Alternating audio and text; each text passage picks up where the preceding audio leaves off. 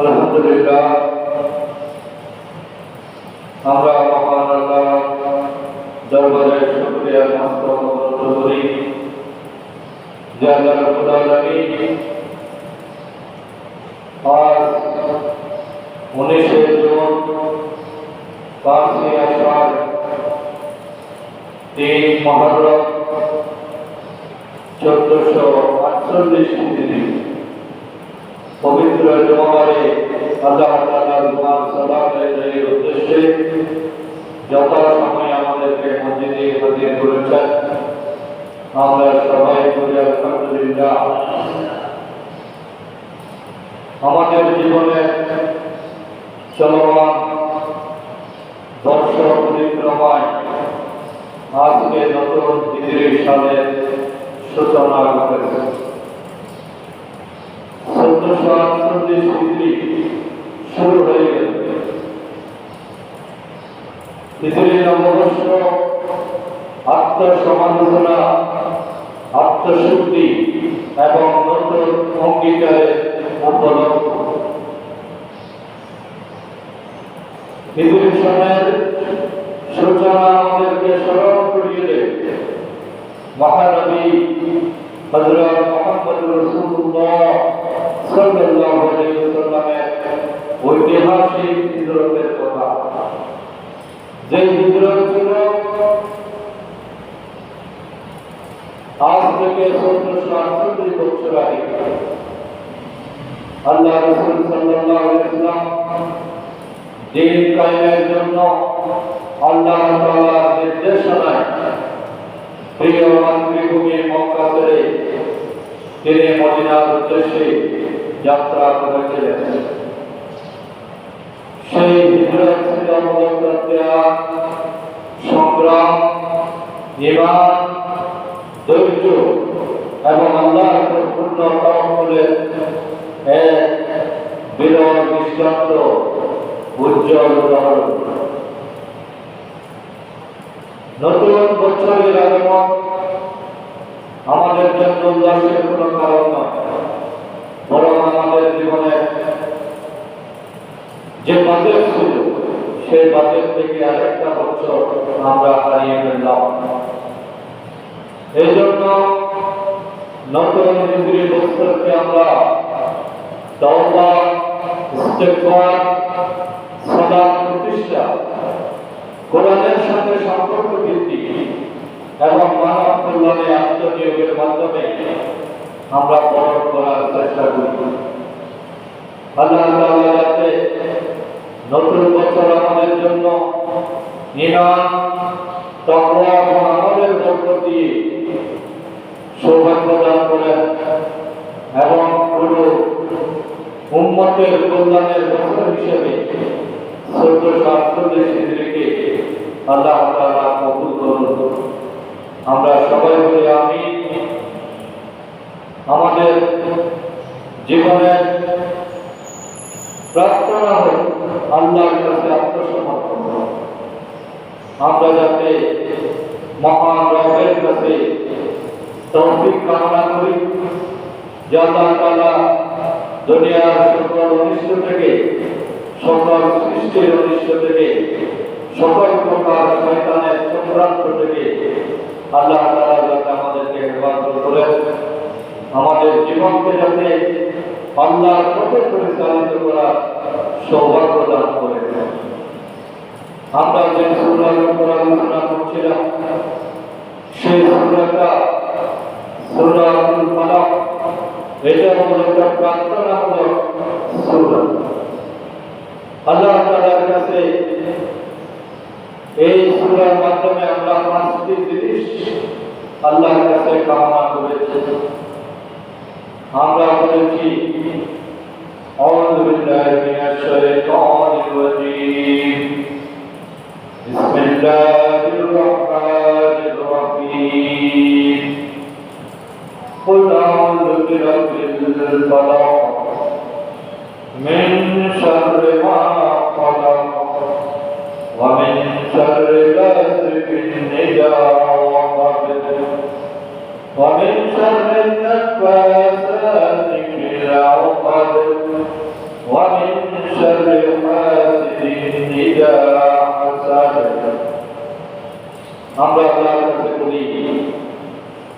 হে আল্লাহ, আউযু বিরাব্বিল ফালাক, আমি আশ্রয় চাই সকালবেলা রবের নিকট।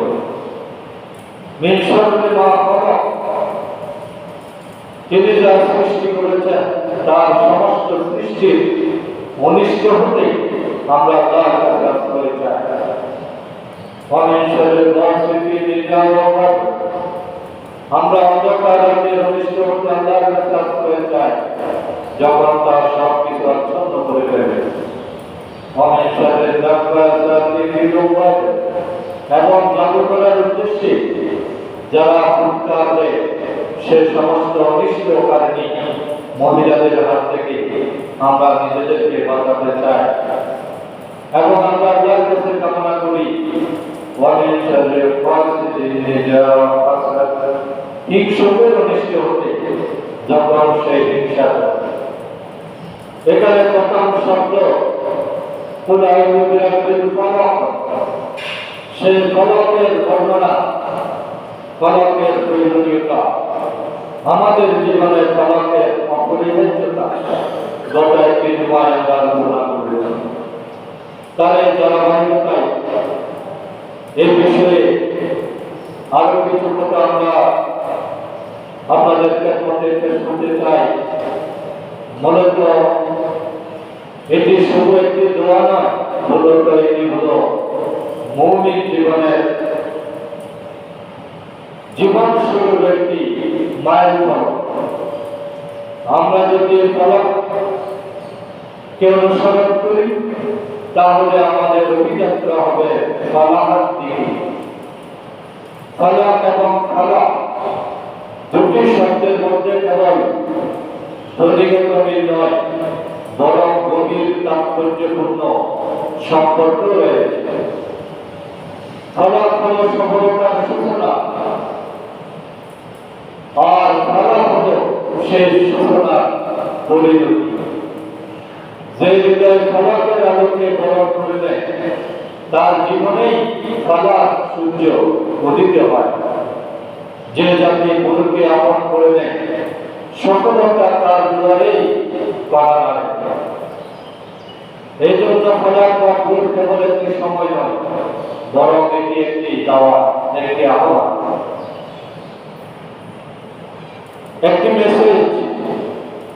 অন্ধকার ভেদ করে আলোর আবির্ভাবের ঘোষণা, রাতের নিস্তব্ধতা, ক্লান্তি ও নিদ্রার আবরণ ছিন্ন করে নতুন সম্ভাবনার দ্বার খুলবে যে মুহূর্ত, তার নামই হচ্ছে ফালাক। আর লক্ষণীয় বিষয় হল ইসলামের ভাষায় প্রকৃত সফলতা ফালাকের যে দ্বার দলিত হয় সেটাও এই ফালাকের প্রভাবে। ফালাক মানে বিচ্ছিন্ন হওয়া, চিরে বের হয়ে আসা, রাতের কালো আবরণ ছিঁড়ে যেমন ভোরের আলো উদ্ভাসিত হয় তেমনি মানুষের অন্তরের জড়তা, অলসতা, গাফিলতির পর্দা বের করে যখন ইমান, আমল, সচেতনতা ও আন্তরিকতা জেগে ওঠে তখন তার জীবনে ফালাক সূচনা হয়। ফজরের আজানে মুয়াজ্জিন কি বলেন? মুয়াজ্জিন মধুর কণ্ঠে বলেন, কেউ শোনালো বলে আজানের ধ্বনি আকুল হইল প্রাণ নাসিরের ভুবন। সেই চিরচেনা আজানের সবচেয়ে গুরুত্বপূর্ণ আহ্বানটা হলো ফজরের সালাতের মাধ্যমে। সেখানে মুয়াজ্জিন বলেন, হাইয়া আলাস সালাহ, হে ঘুমন্ত মানুষেরা, হে দুনিয়ার মানুষ, তোমরা যারা বিশ্রাম নিয়েছ তোমাদেরকে আমি আহ্বান করছি, তোমরা দ্রুত চলে এসো নামাজের দিকে। সালাত আদায়ের উদ্দেশ্যে তোমরা মসজিদ অভিমুখী হও। হাইয়া আলাল ফালাহ, এবং তোমাদের কল্যাণ যদি পেতে চাও তাহলে তোমরা ঘুম থেকে বেরিয়ে আসো। এই জন্য হাইয়া আলাল সালাহ, হাইয়া আলাল ফালাহ, এটা শুধুমাত্র ফজরের আজানের মধ্যেই মুয়াজ্জিন ঘোষণা করেন। এই আহ্বান কেবল নামাজের জন্য নয়, মূলত এই কলা মানে হলো একটি পূর্ণাঙ্গ জীবন ব্যবস্থার ডাক, যে দূরের আলো মানুষের কানে কানে বলে মুয়াজ্জিনের মধুর কণ্ঠ যেন আমাদেরকে ডাক দিয়ে বলে যে জেগে উঠবে সেই এগিয়ে যাবে, যে মুয়াজ্জিনের ডাকে সাড়া দেবে সেই সফল হবে। প্রকৃতির দিকে তাকালেও আমরা একই ধরনের শিক্ষা পাই। কৃষক ভোরে মাঠে যায়, পাখি ভোরে বাসা ছাড়ে, শিশির ভোরে জ্বলে, পৃথিবীর অধিকাংশ ফুল ফুটে ভোরবেলা। এজন্য জীবনে যদি ফুল ফুটাতে হয় তাহলে ভোরের আলোতে নিজেকে অবশ্যই বিকশিত করতে হবে। সৃষ্টি জগতের প্রতিটি প্রাণ যেন ঘোষণা করছে যে ফজরের সেই ফলাকের সাথে কর্ম, প্রাণ শক্তি ও অগ্রযাত্রার সম্পর্ক বিচ্ছেদ। তাই যে জাতি ভোরকে হারায়, যে জাতি ফলাক মিস করে, সেই জাতি ধীরে ধীরে তার কল্যাণের পর, অগ্রগতির পর, সমৃদ্ধির পর, মুক্তির পর, নাজাতের পর, ফলার পর এটাও সে হারিয়ে ফেলবে। জাতিকে সফল হতে হলে ফলাকের কিরণে ফলার স্বপ্ন দেখতে হবে, কারণ ফলাকের আলোয় দেখা হয় ফলার ইতিহাস। তাহলে গত জুমা এবং আজকের এই সূচনা বক্তব্যে আমাদের উপলব্ধিতে যেটা আসলো সেটা হলো, আমরা যদি আমাদের জীবনকে সাজাতে চাই, জীবনে কোনো কিছু জমা হোক, কোনো প্রাপ্তি আসুক, এটা যদি আমরা কামনা করি আন্তরিকভাবে, তাহলে আমাদেরকে অবশ্যই হাইয়া আলাস সালাহ, হাইয়া আলাল ফালাহ এই ডাকের মধ্যে সাড়া দিতেই হবে। এখন সেই ডাকে যথার্থভাবে সাড়া দেওয়ার জন্য আমাদের যে কাজটা বেশি জরুরি সেটা হলো রাতের বেলা তাড়াতাড়ি ঘুমিয়ে যাওয়া। রাত করে যারা ঘুমাবে তাদের পক্ষে এটা আমল করা আদৌ সম্ভব নয়, কারণ ঘুমের একটা বিরাট ভূমিকা আমাদের জীবনে আছে। ঘুম যে কত বড় নিয়ামত এবং ক্লান্ত মানবতার প্রতি আল্লাহ তাআলা যে একটা নীরব রহমত, এটা আমরা উপলব্ধি করতে পারি না অনেক সময়। ঘুম তো শুধুমাত্র কেবল চোখ বন্ধ করার নাম নয়, এটা হলো মহান আল্লাহর পক্ষ থেকে, রবের পক্ষ থেকে ক্লান্ত প্রাণের জন্য রহমতের ছোঁয়া, রহমতের পরশ। সারাদিনের ব্যস্ততা, দুশ্চিন্তা ও পরিশ্রমের পর মানুষ যখন ঘুমিয়ে যায় তখন প্রকৃতপক্ষে নিজেকে আল্লাহর হেফাজতে সুবদ্ধ করত। ঘুম মানুষের অসহায় উঠতে এবং আল্লাহ দয়ার এক জীবন্ত সাক্ষ্য। সারাদিন যে মানুষটা শক্তিশালী ছিল, ঘুমের সাথে সাথে সে অন্য জগতে চলে যায়, তার কোনো অস্তিত্ব থাকে না, তার পাশে আগুন ধরে সে বলতে পারে না, তার পাশে মানুষ চলাচল করে সে কোনো কিছু বুঝতে পারে না। তাই প্রতিটি শান্তরা ও প্রশান্ত ঘুমের জন্য আমাদের মুমিনের হৃদয় আল্লাহর কাছে কৃতজ্ঞ, তাই বলে ওঠা উচিত। এবং আমরা এই কৃতজ্ঞতার রূপ থেকে জাগরণের মাধ্যমে প্রকাশ করি। আমরা যখন ঘুমাই তখন আল্লাহর কাছে দোয়া করি, আল্লাহুম্মা বিসমিকা আমুতু ওয়া আহইয়া, হে আল্লাহ, আমি তোমার নামেই মৃত্যুবরণ করি, আবার তোমার নামেই আমি জেগে উঠি। আমার জীবনের সূচনা তোমার মাধ্যমেই হয়। এজন্য মানুষের ঘুম হলো মৃত্যুর মহড়া। মৃত্যুটা কিরকম? ঘুমালে সেটা ভুলে যায়। ঘুমন্ত মানুষের যেমন বাহ্যিক কোনো অনুভূতি থাকে না, মৃত্যুটা হলো সেই ঘুমের প্রাথমিক প্রস্তুতি। এবং আল্লাহ তাআলা সেই মৃত্যু থেকে যখন আমাদেরকে আবার জীবিত করে তখন আমরা আল্লাহর কাছে শুকরিয়া আদায় করি।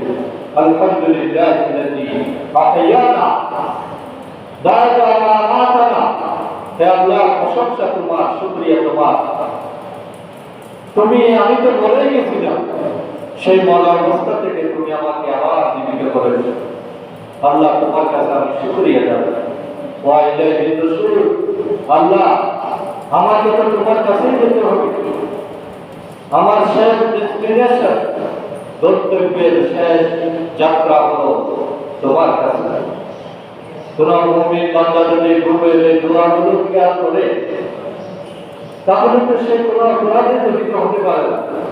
শুধু ঘুমের এই প্রার্থনাটাই তার জীবনকে সঠিক লাইনে রাখার জন্য যথেষ্ট।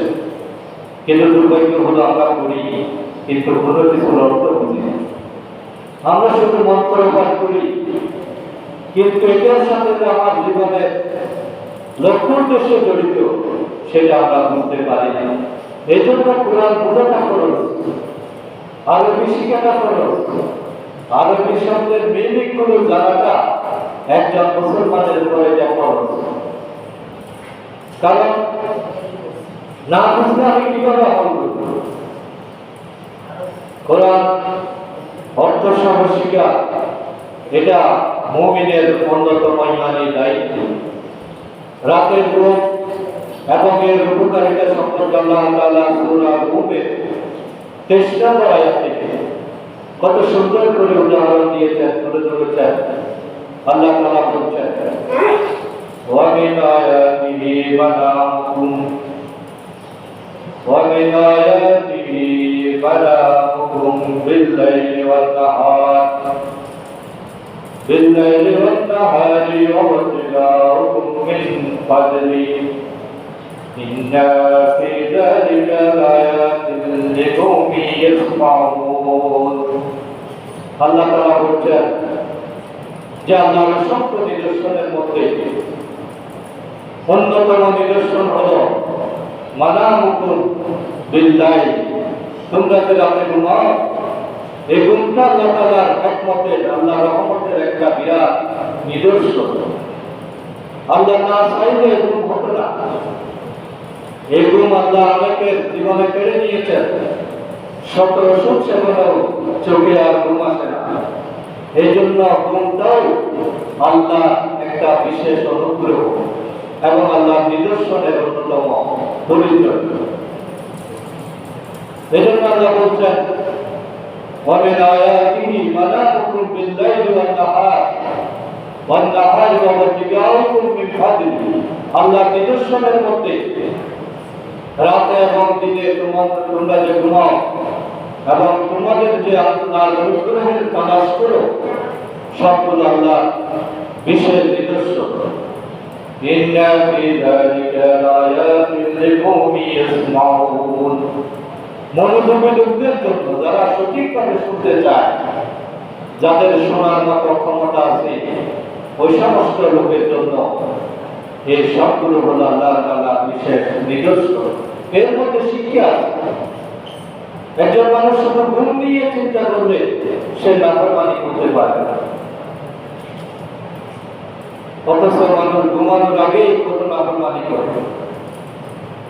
মোবাইল দেখে দেখে ঘুমায়, গল্প গুজব করে করে ঘুমায়, খারাপ সিনারি দেখে দেখে ঘুমায়, অথচ ঘুমটা হলো আল্লাহ তাআলা নিয়ামতের নিদর্শন। এবং আল্লাহ বলছেন, আমি যদি রাত না দিতাম, ঘুমকে যদি আমি আরাম হিসাবে তোমাদেরকে ব্যবস্থা না করতাম, তাহলে তোমরা পৃথিবীতে জীবনযাপন করতে পারতে না। সূরা ফুরকানের 47 নম্বর আয়াতে আল্লাহ তাআলা তার নিয়ামতের কথা এভাবে বলে ধরেছেন, ওয়া হুয়াল্লাযী জাআলা লাকুমুল লাইলা লিবাসা। আল্লাহ বলছেন, আমি তোমাদের জন্য রাতকে করেছি আবরণ হিসেবে। রাত যখন শুরু হয়, পৃথিবীতে একটা অন্ধকারে চেয়ে যায়, যে অন্ধকারটাকে আল্লাহ বলেছেন এটা হলো দিনের আলো। দিন ডেকে যায়, দিনের মৃত্যু ঘটে আর রাতের সূচনা ঘটে। وهو الذي جعل لكم الليل لباسا والنوم سباتا। এবং সেই আবরণের মাধ্যমে আমি কি করেছি? তোমাদের জন্য নিদ্রাকে করেছি সুবাতা, আরামদায়ক। যদি রাতের অন্ধকারটা না হতো ঘুমটা আরামদায়ক হতো না। দিনের ঘুমের মধ্যে মজা নাই, যেটা রাতের ঘুমে পাওয়া যায় না। এজন্য আল্লাহ তাআলা বলছেন যে আমি রাতকে করেছি লিবাস এবং ঘুমকে করেছি আরামদায়ক। وهو الذي جعل لكم الليل لباسا والنوم سباتا وجعل النهار نشورا। এবং ঘুম থেকে তোমরা যখন আবার জেগে উঠো তখন সেই দিনকে আমি করেছি তোমাদের জীবন্ত হয়ে ওঠার একটা মাধ্যম। দিনের মাধ্যমে মানুষ আবার সেই মরা অবস্থা থেকে আবার ফিরে আসে। সুতরাং আমরা রাতে মৃত্যুবরণ করি, দিনে আবার জীবিত হই। এবং সবগুলোর মধ্যে আল্লাহ তাআলা আমাদের জন্য আরামের ব্যবস্থা করেছেন, নিয়ামতের ব্যবস্থা করেছেন, শক্তির ব্যবস্থা করেছেন। সারাদিনের ক্লান্ত দূরীভূত হয়ে যায় যখন মানুষের ভালো ঘুম হয়। এবং আল্লাহ তাআলা ঘুমটা হলো আমাদের জন্য একটা বিরাট নিয়ামত, একটা বিশ্রামের উপকরণ। وجعلنا نومكم سباتا وجعلنا الليل لباسا। আমি তোমাদের ঘুমকে করেছি আরামদায়ক, রাতকে করেছি আবরণ। সূরা নাবা 9 এবং 10 নম্বর আয়াতে আল্লাহ তাআলা ঘুমের এই বর্ণনাটা দিয়েছেন। সূরা ইউনূসের 67 নম্বর আয়াতে আল্লাহ তাআলা ঘুমের ব্যাপারে বলছেন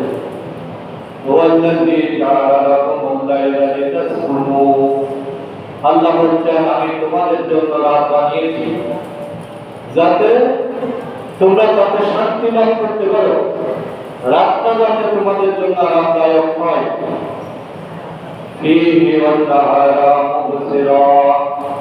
আর দিনকে আমি সৃষ্টি করেছি দেখার জন্য।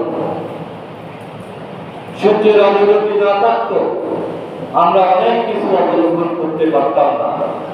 তাই আল্লাহ তাআলা রাতকে বানিয়েছেন বিশ্রামের জন্য, আরামের জন্য, আর দিনকে বানিয়েছেন কাজের জন্য। ওয়াল্লাযী জাআলা লাকুমুল লাইলা লিতাসকুনু ফীহি ওয়ান নাহারা মুবসিরা। আমি তিনি তোমাদের জন্য রাত বানিয়েছেন তোমরা তাতে শান্তি লাভ করতে পারো, আর দিনকে সৃষ্টি করেছেন তোমাদের দেখার জন্য, সবকিছু যাতে তোমরা অবলোকন করতে পারো। ইন্না ফি যালিকা লায়াতিন লিকাওমিন ইয়াসমাউন। অবশ্যই এখানে আল্লাহ তাআলার বিরাট নিয়ামতের নিদর্শন আছে যারা তাদের জন্য, লিকাওমিন ইয়াসমাউন, যারা মনোযোগ দিয়ে শুনতে চায়, বুঝতে চায়, যাদের দেখার ক্ষমতা আছে, উপলব্ধির চোখ আছে, তারা কিন্তু ঘুম থেকেই আল্লাহর নিয়ামতের বিষয়গুলো তারা জেনে যায়। আল্লাহ তাআলা বলছেন যে ঘুম যে তোমাদের জন্য কত বড় নিয়ামত। সূরা আল-কাসাসের 71 থেকে 73 নম্বর আয়াতে আল্লাহ তাআলা আরো আবেগ দিয়ে মানব জাতির সামনে তুলে ধরেছেন। আল্লাহ আমাদের বিবেককে নাড়া দিয়েছেন, আমাদেরকে প্রশ্ন করছেন যে হে আমার বান্দারা, তোমরা কি কখনো চিন্তা করে দেখেছ? কুল আরাইতুম ইন জাআলাল্লাহু আলাইকুমুল লাইলা সারমাদান ইলা ইয়াউমিল কিয়ামাহ। তোমরা কি কখনো ভেবে দেখেছ? আরাইতুম, তোমাদের চিন্তার জগতে কখনো কি জেল লেগেছে? তোমরা কি কখনো দেখেছ? ইন্না জাআলাল্লাহু আলাইকুমুল লাইলা সারমাদান ইলা ইয়াউমিল কিয়ামাহ। আল্লাহ যদি রাতকে এত বেশি লম্বা করে দিতেন, কিয়ামত পর্যন্ত যদি রাতকে স্থির করে দিতেন, দুনিয়ার কেউ দিন করার ক্ষমতা ছিল না। রাতের সূক্ষ্মতা যদি কিয়ামত পর্যন্ত অবস্থান করত, পৃথিবীর পুরো সৃষ্টির পক্ষে দিন আনা সম্ভব ছিল না। কিন্তু আল্লাহ তাআলা একটা নির্দিষ্ট সময়ের পরে রাতের অবসান ঘটান। সূর্যকে তিনি আমন্ত্রণ জানান। আল্লাহ বলছেন তোমরা এখান থেকে শিক্ষা গ্রহণ করো। মান ইলাহুন গায়রুল্লাহ, মান ইলাহুন গায়রুল্লাহি ইয়াতিকুম বিদিয়া। আল্লাহ ছাড়া কোন ইলাহ আছে কি যে তোমাদেরকে আলো এনে দিতে পারে? আফালা তাসমাউন, তবু কি তোমরা চিন্তা করবে না আল্লাহ কি বলছেন সেদিকে কি খেয়াল করবে না, কর্ণপাত করবে না? যে আল্লাহ রাতের সূচনা ঘটালে কিয়ামত পর্যন্ত সেটা সময় দীর্ঘ করতে পারতেন এবং সেখান থেকে দিন বের করার ক্ষমতা তাদের কোন সৃষ্টির নাই, সেই অবস্থায় তোমরা কি আফালা তাসমাউন, তোমরা কি সেটা কর্ণপাত করবে না? আল্লাহ তাআলা বলছেন قل أرأيتم إن جعل الله عليكم النهار سرمدا إلى يوم القيامة, তোমরা কি কখনো ভেবে দেখেছো আল্লাহ যদি তোমাদের দিনকে, প্রথমে বলছেন রাতকে, দ্বিতীয় আয়াতে আল্লাহ তাআলা বলছেন তোমরা কি কখনো দেখেছো إن جعل الله عليكم النهار سرمدا إلى يوم القيامة, আল্লাহ যদি দিনকে কিয়ামত পর্যন্ত স্থায়ী করতেন। মান ইলাহুন গায়রুল্লাহি ইয়াতিকুম বিল্লাইলি তাসকুনু ফীহি, তাহলে আল্লাহ ছাড়া কোন ইলাহ কি তোমাদের আছে যিনি রাত্রি এনে দিতে পারে এবং তোমরা আরাম করতে পারো, তোমাদের আরামের জন্য রাত্রির ব্যবস্থা করতে পারে? এরকম কোন সৃষ্টি তোমাদের কোন ইলাহ, কোন মাবুদ, এটা কি তোমাদের আয়ত্তে আছে? আফালা তুবসিরুন, তোমরা কি এর পরে চিন্তা করে দেখবে না যে আল্লাহ যদি রাতকে কিয়ামত পর্যন্ত স্থির করতেন, দিনকে কিয়ামত পর্যন্ত স্থির করতেন, তোমাদের কি অবস্থা হতো? কেউ রাতকে নিঃশেষ করে দিন আনতে পারতো না, দিনের সমাপ্তি ঘটিয়ে রাতের সূচনা ঘটাতে পারতো না। সুতরাং যে আল্লাহ এই ক্ষমতা রাখেন, তোমাদের উচিত হলো আফালা তাসমাউন আফালা তুবসিরুন, তোমরা ভালো করে চিন্তা করো, সেদিকে মনোযোগ দাও এবং তোমাদের চিন্তার দিগন্তকে তোমরা প্রসারিত করার চেষ্টা করো। এবং এটা আল্লাহর রহমত, ওয়া মিন রাহমাতিহি জাআলা লাকুমুল লাইলা ওয়ান নাহার, তিনি তার নিজের রহমত দিয়ে করুণা করে আমাদের জন্য রাত করেছেন, দিন করেছেন। ওয়া মিন রাহমাতিহি জাআলা লাকুমুল লাইলা ওয়ান নাহারা লিতাসকুনু ফীহি ওয়া লিতাবতাগু মিন ফাদলিহি ওয়া লাআল্লাকুম তাশকুরুন। আর তোমরা তার অনুগ্রহ সন্ধান করতে পারো এবং তোমরা কৃতজ্ঞ হও। তিনি তার নিজ রহমত দিয়ে তোমাদের জন্য রাত করেছেন, দিন করেছেন, যাতে তোমরা আরাম করতে পারো, তোমাদের জীবনটা যাতে সুন্দর হয়, আরামদায়ক হয়। সুতরাং তোমরা তার অনুগ্রহের পিছনে ছুটো, অনুগ্রহকে তালাশ করো, যাতে তোমাদের কৃতজ্ঞতা বহিঃপ্রকাশ হয়। সুতরাং আমরা যাতে ঘুমের নিয়ামতকে অস্বীকার না করি, এটার উপর যাতে আমরা অত্যাচার না করি। দীর্ঘদিন যারা রাতে ঘুমায় না, আল্লাহ তাআলা তাদের জীবন থেকে ঘুমের নিয়ামত কেড়ে নেন। দীর্ঘদিন যদি রাত্রি জাগরণের অভ্যাস হয়ে যায়, চেষ্টা করলেও আর রাতে ঘুম আসে না, কোন ওষুধে অভ্যাস করে না। কারণ আমাদের জীবনে স্বাস্থ্যের মধ্যে একটা জীবন ঘড়ি আছে, যে ঘড়িকে একটা টাইম মেনটেন করে। সেই ঘড়ির চাহিদা হলো রাত আসলে সেটা বিশ্রাম চায়, দিন আসলে সেটা কাজ চায়। এখন রাতকে যারা কাজের অংশ বানিয়েছে, দিনকে যারা ঘুমের অংশ বানিয়েছে তারা কিন্তু প্রকৃতির বিরুদ্ধে বিদ্রোহ করছে। এজন্যই আজকে আমাদের একটা বিরাট অভিযোগ হলো আমরা সময়ের বরকত পাচ্ছি না। সময়গুলো কোথায় গেল? যে গত সপ্তাহে নামাজ পড়েছি মনে হলো যে 2 দিন পরে আবার সপ্তাহ পরে ঘড়ির কাঁটা দ্রুত চলছে কিনা। আসলে যার জীবনে বরকত থাকে না কোন সময়ে সেই কাজে লাগাতে পারে না। ঘড়ির কাঁটাটা একই গতিতে চলছে, কিন্তু আল্লাহ যাকে বরকত দান করে তার অল্প সময়ে মহা অর্জনের মহা ইতিহাস রচনা করে। মানুষ আজকে আগের চেয়ে অনেক বেশি প্রযুক্তি নির্ভর।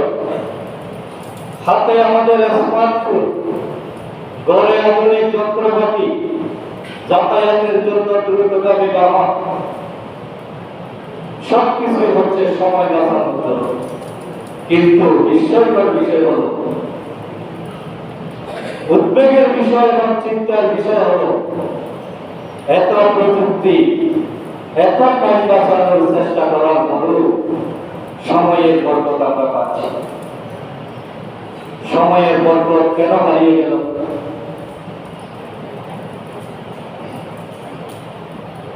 আমাদের জীবনের কারণ কি? কয়েকটা কারণ আমরা বিশ্লেষণ করতে পারি। 1 নম্বর কারণ হলো যাদের জীবনে অব্যাহত আল্লাহর নাফরমানি থাকবে, যারা গুনার সাগরে ডুবে থাকবে, গুনাহ করাটাই তাদের জীবনের বৈশিষ্ট্য হয়ে যাবে। আল্লাহর নাফরমানির জিন্দেগিকে যারা প্রয়োজনে রুটিন হিসাবে গ্রহণ করে নেবে, যাদের জীবনে আল্লাহর আনুগত্যের কোনো নিদর্শন থাকবে না। ইমাম মালিক রাহমাতুল্লাহ আলাইহির ছাত্র ইমাম শাফিঈ রাহমাতুল্লাহ আলাইহি বলেছেন, আমাদের ইমাম, তিনি বলেছেন যে গুনাহ এবং আল্লাহর নাফরমানি মানুষের সময়ের বরকতকে নষ্ট করে, স্মৃতি শক্তিকে দুর্বল করে, কোনো কিছু সে মনে রাখতে পারে না। ইমাম শাফিঈ তার উস্তাদের কাছে অভিযোগ করলেন যে হুজুর, আমি অনেক লেখাপড়া করি কিন্তু আমার মনে থাকে না। তখন ইমাম শাফিঈ শিক্ষক ওয়াকি রাহমাতুল্লাহ আলাইহি তিনি বললেন যে তুমি গুনাহ ছেড়ে দাও, যদি গুনাহ ত্যাগ করো তাহলে তোমার জীবনে বরকত আসবে, সময়ের বরকত আসবে। এই জন্য যে যত বেশি পাপিষ্ঠ তার জীবনে বরকত পাওয়া যাবে না। কারণ গুনাহ মানুষের হৃদয়কে অন্ধকার করে দেবে। মানুষ যখন গুনাহ করে হৃদয়ের সাদা হৃদয়ে একটা একটা করে দাগ পড়ে, অব্যাহত গুনার কারণে সেই হৃদয়টা অন্ধকারাচ্ছন্ন হয়ে যায় এবং জীবনের বরকত কমিয়ে দেয়। এই জন্য বিপরীত হলো সময়ের বরকত পাওয়ার জন্য, কাজের বরকত পাওয়ার জন্য আল্লাহ তাআলা যে সূত্রটা বলেছেন, সূরা আরাফের 96 নম্বর আয়াতে আল্লাহ তাআলা মানব জাতিকে বলছেন যে তোমরা যদি বরকত চাও, আমার সাহায্য যদি পেতে চাও, তাহলে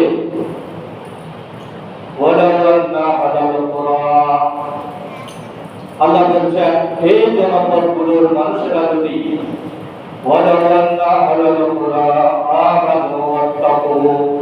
তারা যদি ইমানদার হতো এবং তারা যদি আল্লাহকে ভয় করে কাজ করত, তারা যদি তাকওয়াবান হতো, তারা যদি পরেশগার হতো, জনপদের মানুষেরা, যে অঞ্চলের মানুষেরা ইমান আনে, ইমানদার এবং তাকওয়াবান, আল্লাহর ওয়াদা হলো লাফাতাহনা আলাইহিম, আমি তাদের জন্য খুলে দেব, উন্মুক্ত করে দেব, তাদের সমস্ত দরজা বন্ধ হয়ে যাবে। বারাকাতুম মিনাস সামাই ওয়াল আরদ, আসমানের দরজা, জমিনের দরজা তাদের জন্য আল্লাহ তাআলা উন্মুক্ত করে দেবেন। ওয়ালাকিন কাযাবু ফাহাজনাহুম বিমা কানু ইয়াকসিবুন, কিন্তু যারা সত্যকে প্রত্যাখ্যান করলো, এত কিছু শোনার পরেও বোঝার পরেও যারা ইমান আনলো না, আল্লাহকে ভয় করে চললো না, আল্লাহ বলছেন আমি তাদেরকে অবশ্যই পাকড়াও করব, যেহেতু তাদের কর্মফলে তাদেরকে এই ক্ষতির সম্মুখীন করেছে। সুতরাং আমরা যদি কোনো বিপদে পড়ি, কষ্টে পড়ি, আমাদের যদি কোনো ক্ষতি হয়, আল্লাহ বলছেন এটা মানুষের হাতের কামান। মানুষ যদি ইমানদার হয় তাহলে সম্পদের অভাব হবে না। আফগানিস্তানের জমিনকে আল্লাহ তাআলা বরকতের দুয়ার খুলে দিয়েছেন। একটা যুদ্ধ বিধ্বস্ত দেশ, কিছুই ছিল না। দীর্ঘ 20-25 বছর তারা পরাশক্তির সাথে যুদ্ধ করে পুরো দেশটাকে শেষ করে দিয়েছে। কিন্তু তারা যখন আল্লাহর হুকুম পালনের সিদ্ধান্ত নিল, দেশটা যখন ইসলামের অনুশাসন অনুযায়ী চলা শুরু করলো, কয়েক বছরের ব্যবধানে সেখানে স্বর্ণের খনি আবিষ্কার হলো, বিভিন্ন মূল্যবান খনিজ পদার্থ তারা পেল। আল্লাহ জমিনের দরজা খুলে দিয়েছেন, আসমানের বরকত খুলে দিয়েছেন। এখন আফগানিস্তানের কোনো অভাব নেই, তারা রপ্তানি করছে বিভিন্ন ফল। তাহলে এটা তো আল্লাহ তাআলার ওয়াদা। আমরা বাংলাদেশে যারা আছি, আমরা বারবার চিন্তা করি যে আমাদের দেশটা গরিব, পার্শ্ববর্তী দেশ যদি আমাদেরকে সহযোগিতা না করে আমরা কিভাবে চলবো? আমরা তো মারা যাব। এটা হলো ঈমানবিহীন একটি চিন্তাধারা। আল্লাহ তাআলা যেখানে ওয়াদা করেছেন যে কোন জনপদের মানুষ যদি মারা নেয়, আল্লাহর উপর নির্ভর করে, আল্লাহকে ভয় করে চলে, আল্লাহ নিজেই বলেছেন লাফাতাহনা আলাইহিম বারাকাতুম মিনাস সামাই ওয়াল আরদ, আমি আসমান এবং জমিনের সমস্ত বরকতের দরজাগুলো তাদের জন্য খুলে দেব। তাহলে বাংলাদেশে বরকত পাওয়ার সমস্ত উপাদানগুলো আছে।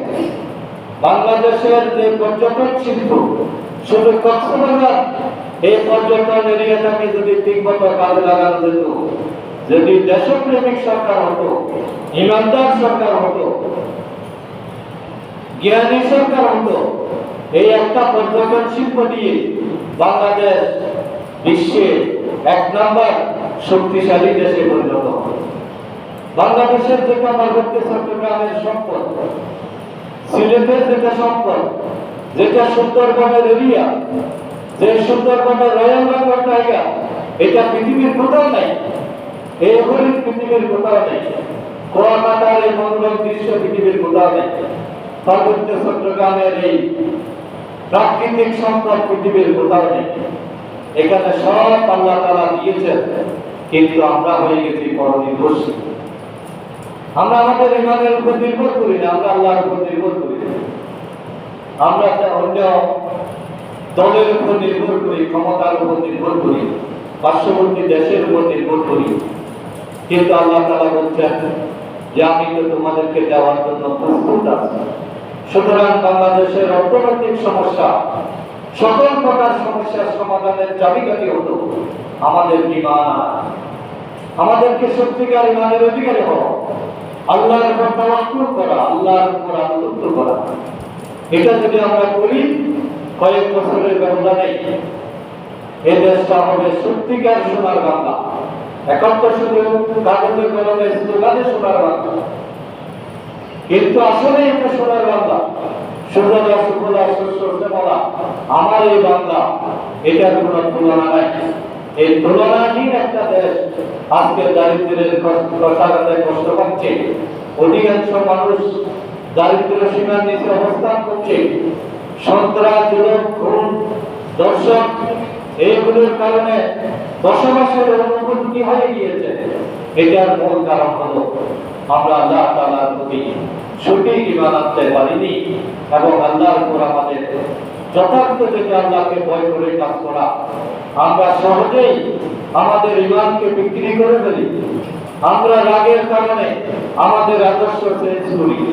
আমরা সামান্য রাস্তাঘাটের জন্য সারা জীবনে বৃহত্তর স্বার্থের কথা ভুলে যাই। সুতরাং আমাদের কপাল ঘুরবে না তো কাদের কপাল ঘুরবে? তাই আল্লাহ তাআলা যেটা নসিহা, যে কোন জনপদের মানুষ বলে আল্লাহ আদাব করা আমানু ওয়াত্তাকু, কোন জনপদের মানুষ যদি ঈমান আনে, আল্লাহকে ভয় করে ইবাদত করে, আল্লাহর ওয়াদা হলো, আল্লাহ এখানে নিশ্চয়তা দিয়েছেন, লামে তাগীদ, লাফাতাহানা, আমি অবশ্যই খুলে দেব, কোনো সন্দেহ নেই, বরকত যে আসবে এটা নিশ্চিত। কিন্তু আমরা বরকত দিতে পারছি, এই জন্য বরকত নেওয়ার জন্য আমাদেরকে ঈমান আনতে হবে, তাকওয়া অবলম্বন করতে হবে। আমাদের জীবনে বরকত চলে যাওয়া আরেকটা বড় কারণ হলো ফজর এবং ভোরবেলার অবহেলা। ফজরের নামাজের অনুপস্থিতি এবং ফজরের পরে দীর্ঘ সময়ের বরকত নষ্ট করবে। আপনি 24 ঘন্টার বরকত আর কখনো পাবেন না, কারণ ভোর হওয়া হয় নতুন শক্তি, নির্মল বাতাস এবং মানসিক সতেজতার সময়। ভোরবেলা হলো বরকতের স্বর্ণালী সময়। রাসূল সাল্লাল্লাহু আলাইহি ওয়াসাল্লাম স্পেশালি শুধু এই সময়ের ব্যাপারে বিশেষ দোয়া করেছেন। আল্লাহ রাসূল বলেছেন, হে আল্লাহ, আমার উম্মতের জন্য তাদের সকালবেলার সময়ে বরকত দান করুন। রাসূল এই সময়ের জন্য দোয়া করেছেন, আমরা সেই সময়টাকে কাজে লাগাচ্ছি। সময়ের বরকত আমরা কেমনে পাবো? এই জন্য সাহাবায়ে কেরাম এবং যারা সালফে সালেহীন ছিলেন, আল্লাহর প্রিয় বান্দা যারা ছিলেন, তারা এই সুন্নাত অনুসরণ করতেন। যে কোনো গুরুত্বপূর্ণ কাজ, ব্যবসা বাণিজ্য, কোথাও সফর, সবগুলো তারা শুরু করতেন সকালবেলা। ফজরের পরেই তাদের প্রতিষ্ঠানগুলো সফল হয়ে যেত, ব্যবসাগুলো সফল হয়ে যেত। আমাদের দেশে যেটা অফিসিয়াল টাইম 10টা থেকে 4টা, এটার মতো বাজে সময় আর হতে পারে না। দুদিকের সময়টা আমরা নষ্ট করছি। সকালবেলা যেটা 5টা থেকে 10টা, 5 ঘন্টা নিরিবিলি সময়, এই সময়টা কোনো কাজে আসতেছে না, ঘুমের মধ্যে শেষে। শিক্ষা প্রতিষ্ঠানগুলো চালু হচ্ছে 10টায়, কোনো ছাত্র আর সকালবেলা ওঠে না। আর বিকাল 4টার পরে মানুষের কাজ করার আর কোনো এনার্জি থাকে না, গল্প গুজব করে। আর আমাদের দেশে দুপুরের পরে কোনো কাজই হয় না, অফিসগুলো খালি করে থাকে, ক্লাসরুমে কোনো মনোযোগ থাকে না, টিচারদের কোনো আগ্রহ থাকে না। অথচ পার্শ্ববর্তী মালয়েশিয়া, জাপান, থাইল্যান্ড, এই সমস্ত দেশে অফিস টাইম হলো 8টা থেকে। এর কারণে দেশগুলো উন্নত, তাদের 2 শিফটে কাজ হয়। যারা রাত্রে কাজ করবে ওরা দিনে করবে না, আর দিনে যারা কাজ করবে তারা রাতে করবে না।